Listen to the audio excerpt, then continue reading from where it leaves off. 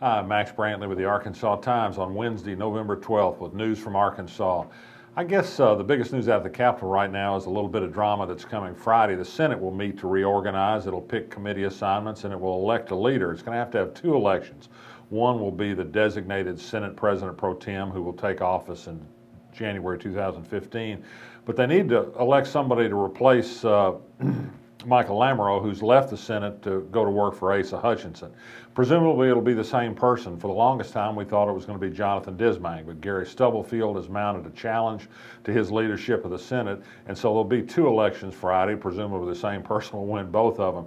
Interesting things, because this position has a great deal of authority, has a great deal of influence, for example, on who gets appointed to lead Senate major committees such as the Joint Budget Committee. However, one thing to remember about the Senate, it is known to change its rules at the last minute before these reorganizational meetings, so we can't say for certainty just exactly what the rules will be Friday when they meet. One interesting wrinkle I've learned about today is this: they'll choose committee assignments. They're done by seniority only. The majority party, the Republicans, will get to have all the committee chairmanships, but Democrats hold most of the top seniority positions in the Senate. There's a chance that they could have a great deal of influence on some key committees, that is, unless somebody changes the rules again. Speaking of rules, the rules changes in ethics are on the mind of Regnat Populus. This is the grassroots group that came up with the idea for what was finally adopted as a new state ethics commission. They issued a call to arms yesterday that said they're going to be watching closely the Ethics Commission and others to make sure that the intent of that amendment is put in place. But they also announced the formation of a broader coalition that's going to continue to work to try and reverse the Citizens United decision by the U.S. Supreme Court, which has increased the influence of corporate money in politics tremendously. Elsewhere in the state, the University of Arkansas Chancellor G. David Gearhart has joined Fayetteville Mayor Lionel Jordan in sending strong letters to the Fayetteville Chamber of Commerce asking it to pull back its resolution that opposes Fayetteville's new civil rights ordinance. That ordinance has become controversial, particularly because it includes not only gender, race, religion, and other classes, but also sexual orientation. And speaking of sexual orientation, the Human Rights Organization, which is the leading gay rights group in the country, has issued its annual report on the status of how cities in America treat gay people. It says that in Arkansas, Fayetteville does better than any of the rest, but still not too good based on its index below average against the rest of the country. Staffing is an issue in the news today. Walmart got attention in the New York Times for a leaked memo in which its manager being urged to do a better job of cleaning the shelves of out-of-date merchandise, doing a better job of stocking fresh merchandise such as produce and meats. This reflects a problem I've seen with a new Walmart in my neighborhood, which is just clearly a substandard store.